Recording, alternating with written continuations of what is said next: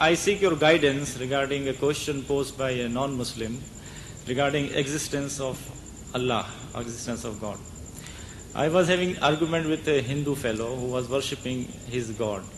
He said this is the God of Lakshmi, this is the God of power, this is God of success. So I said these are all stones and you are worshipping them. Why don't you become Muslim and worship the Allah?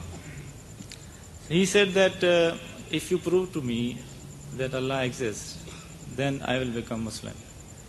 I told him that God has created you, God has created me, He has created the entire world, the mountains, the sky, the earth, the sun, the moon. And so God is there.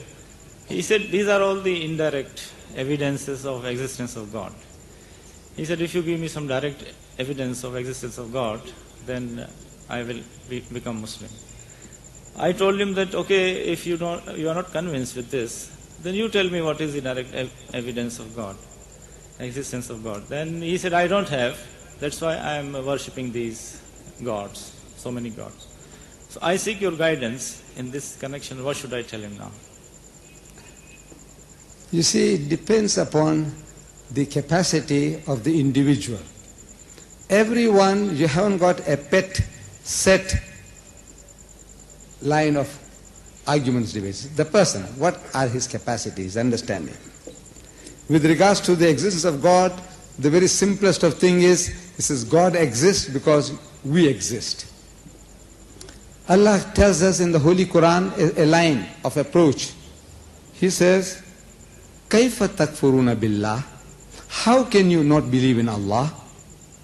See, if this man is an educated man, really educated, not just, a fellow who's passed class 1, 2 or 3 and he can speak English, but really he's got some sense in him. He's reasoning with us, Allah is reasoning with us. Say, كَيْفَ تَكْفُرُونَ بِاللَّهِ? How can you not believe in Allah? وَكُنْتُمْ أَمْوَاتًا. Seeing that you were non-existent, you were dead, non-existent. فَأَحْيَاكُمْ, and you brought you into being. ثُمَّ يُمِيتُكُمْ, and will cause you to die. ثُمَّ يُحْيِيكُمْ, and will bring you back to life again. ثُمَّ إِلَيْهِ تُرْجَعُونَ, and to him will be your return. So he's setting a thought process. Think back. If this man has got sense, he says think back, man. Today we are having what is called a population explosion. We are on the world today about 5 billion people. If you can grasp that 5 billion today we are on earth. He said, no, I know that. Population explosion, they're trying to say different countries, reduce your birth rate. It's a population explosion. But as you go back into history, the population starts dwindling. Until, let's say, 6,000, 10,000, 50,000 years ago, you come to almost nothing, a pair.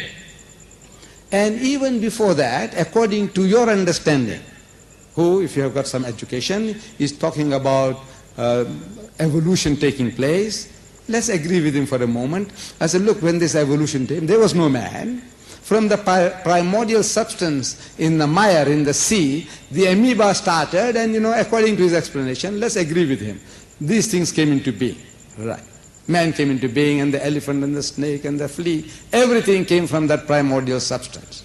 I said, yes. Before that, you say that the earth was a molten mass. Nothing, no life, no plants, no animal, nothing. I say, yes. He agrees with you. That's what they say. You're only using his knowledge, what he knows. If he knows, now you can talk to him. So look, there was nothing. You say, how did life come? Where did it come from? So he said, well, it just came like that. He says, what? You explain how it started. A group of amoeba, protoplasm, they thought for themselves that now we will collate and break up and collate and eventually we'll make ourselves into an elephant. Huh? Is that what they did? This another group says, I will make myself into a gorilla. Another one says, I'll make myself into a monkey. Another one says, I'll make myself into a chimpanzee. Another one says, I'll make myself into a donkey. Another one says, I'll make myself into a pig. Come on, tell me now. They thought out all these things. This amoeba, which got no brains, it had the brains, now created this man. He said, must have eyebrows. So look at your eyes, how it is protected. How many times you had blue eyes and your eye was not damaged because of this construction. Man, each and everything is a miracle. Man is a miracle. But we are so close to ourselves that we don't see it. Ask the doctor, the biologist, the physiologist, and man, you start speaking about the heart, the lungs, the kidneys, each and every, their fingernails. Your teeth. When you go to the dentist and you go and see the diagrams of the teeth, what it consists of. Each and everything is a miracle. You thought it out? That amoeba thought it out? He said, yes. He said, look, you are the most superstitious guy on earth. Any little thing you see, you say somebody made it. This little pin, I have a pin. Yeah. This one has a big head. I don't know whether you can see it from there. I said, it came by itself. He said, no, the guy's mad. Somebody made it. A matchstick. I said, it came by itself. He said, no, somebody made it. Look, if somebody told you it just came by itself, you say, he's mad, he's a lunatic. Nothing can come by itself. Somebody made it. This most complex machine, it came by itself. It thought out for itself everything, what you're doing about yourself. Each and every little thing about him, in the eardrums, the balance, that I can keep on standing here, not fall down, I'm straight. All this, what is doing it? All this is come by accident. There is a creator. The only thing is in the concept. You see, he's worshipping men and monkeys, elephants and snakes, and he wants to justify that. See, it's the concept. Reason with him, but of course, as I said, now it depends upon his background and experience. I can't just give you a pat answer. Say, look, just tell him this, and he'll be satisfied. You got to find out from him, like suppose now I had a chance of meeting the fellow, and as soon as he starts opening his mouth, I said, what is this, man? So everybody, you have to deal with them individually, according to the background and experience. And there is a tape available. You might enjoy it. Tape available from Hinduism to Islam.